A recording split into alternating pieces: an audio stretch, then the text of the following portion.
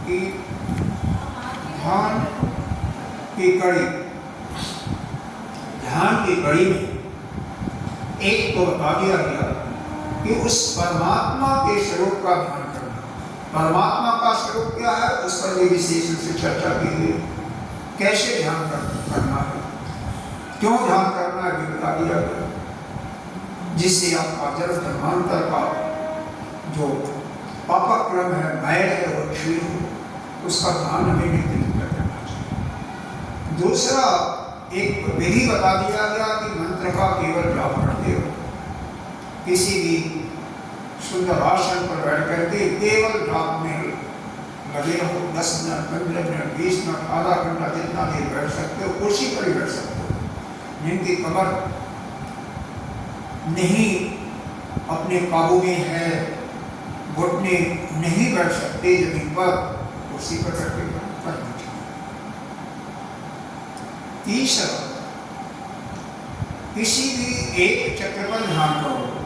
हमारे शरीर में 7 चक्र होते हैं, किसी एक भगवान ने गीता के भी 3 जगह ध्यान करने के लिए जगह बताया है। एक जगह तो नासाग्र पर, दूसरे जगह आज्ञा चक्र पर, और तीसरे जगह हृदय पर बताया है। क्योंकि हृदय के पीछे भी एक चक्र होता है जिसका नाम अनाहत चक्र, उसका नाम क्या है, अनाहत चक्र। तो चक्रों का नाम पहले सुन लो, फिर उसके बाद क्योंकि जितना आप लोगों के लिए संभव है उतना ही मैं बताऊंगा, बाकी नहीं बताऊंगा। जो बीच में यह जो हमारा स्पाइनल कॉर्ड होता है, रीढ़ की हड्डी जिसको कहते हैं हिंदी में, वह जाकर के बीच में देखोगे तो जननेंद्रिय मूल के ऊपर एक निशान सा होता है, उसके आगे वो नहीं है। तो वहाँ पर पूछ भाव बताते हैं लोग, पीछे पढ़ा होगा कहीं, तो वहाँ पर जो है एक चक्र है, मतलब मूलाधार चक्र, जो है ठीक मलद्वार और जननेंद्रिय मूल की मध्य रीढ़ की हड्डी पर स्थान वही, जहाँ पर रीढ़ समाप्त होती है। 4 कमल वाला कमल का पुष्प है लाल रंग का, वहाँ पर है। वहाँ पर ध्यान करने से क्या होता है, सिर्फ एक बता देगा। वहाँ पर जो ध्यान करता है उसके नीचे के अंग जो है पैर बिल्कुल ठीक रहते हैं, उनमें जो परेशानियाँ होती है वो ठीक हो जाती है।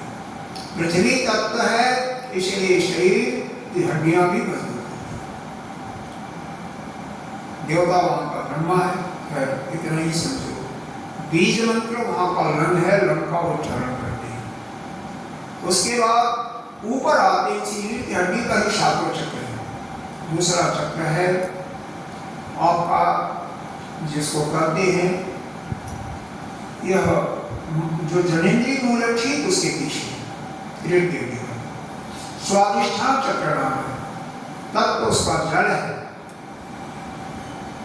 प्रजापति उसके ईश्वर देवता है, ब्रह्मा जी, क्योंकि वही सृष्टि का कारक है, उत्पन्न का कारक है। तो जिसका यह चक्र ठीक होता है, ध्यान करके इस चक्र को दबा लेता है, तो कम से कम वीर संबंधी दोष,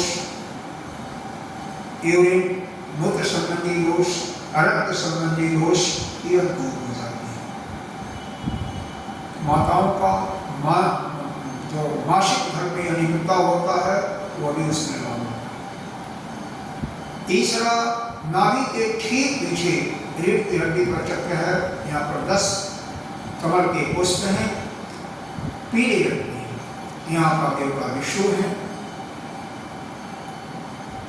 बीज मंत्र स्वादिष्ठान चक्र का वंग है, मूलाधार चक्र का लं है, यहाँ का रंग है,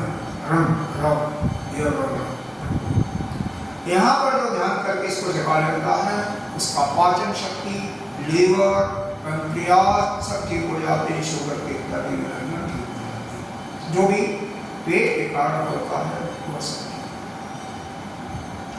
उसके बाद चौथा चक्र है अनाहत चक्र, हृदय के पीछे रीढ़ की हड्डी, 12 हरे रंग का कमल का पुष्प है। बीज मंत्र यहाँ का यंग है। इस पर जो ध्यान करता है तो हृदय फेफड़े इनके सभी रोगों से मुक्त हो और यहाँ पर भी कुंडली शक्ति को मूलाधार चक्र पर यह 3.5 हाथ मोड़ी हुई नीचे की तरफ करके खड़ी है। जब वो जगती है तो धीरे धीरे यहाँ से ऊपर उठना शुरू हो जाती है। वहीं से दबाना पड़ेगा, मूलाधार चक्र ही खोलना पड़ेगा। जब यहाँ तक आ जाती है फिर नीचे जाने का भय नहीं होता। स्वादिष्टान चक्र पर तो गिरने का भय होता है, मणिपुर चक्र भी खतरा होता है, लेकिन जब यहाँ पर आ जाती है तो गिरने का भय नहीं। और यहाँ के बाद जब आगे बढ़ते हो तो आपका 16 सफेद कमल के घर का पुष्प ठीक कंठ के पीछे रहती हड्डी पर होता है, जिसको विशुद्धि चक्र कहते हैं। यहाँ का देवता शिव है। बीज मंत्र हन है। यहाँ पर जो इस चक्र को जगा लेता है उसके कंठ संबंधी बीमारी, थायराइड, पैराथाइड, यह सब ठीक हो जाती है। ENT डिपार्टमेंट, ईयर, नोज और दांत, ये सब ठीक हो जाती है।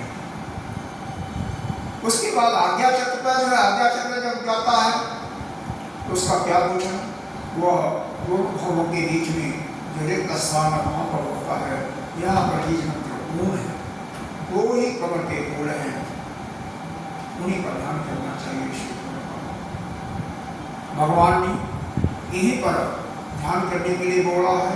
दूसरा नासिका के अग्रभाग पर, जिसको श्वासों के साथ जोड़ करके कई लोग गाते हैं, कई शब्द गाते हैं। सोहम का अभ्यास करो, लेते हुए श्वास सो, छोड़ते हुए, या कोई भी मंत्र ओम नमो शिवाय लेते हुए और छोड़ते हुए, ऐसा जिस समय श्वास के साथ हर एक श्वास में उस परमात्मा का नाम आने लगता है, उसी समय उस साधक का कल्याण होता है। कोई भी श्वास बिना मंत्र के ना जाए। और अंतिम चक्र होता है, उसको कहते हैं सहस्त्रार चक्र। 1000 कमल के कृष्ण, 1000 कमल के कृष्ण और मूर्धा पर स्थित होता है। वह तो अंतिम स्थिति होती है, वह तो कोई नहीं, लेकिन कम से कम आप जो भगवान ने गीता जी में कहा है उतना ही करो तो भी आपका कल्याण हो जाएगा। कम से कम श्वासों के साथ या तो भगवान के किसी मंत्र को जोड़ दो, श्वास के साथ करते रहो और निरंतर करते रहोगे तो देखोगे कि एक हफ्ते में आपका पाया ही पलट जाएगा। नहीं तो आज्ञा चक्र का ध्यान करो।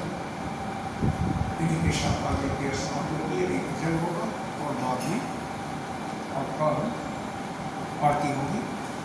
अभी हमारे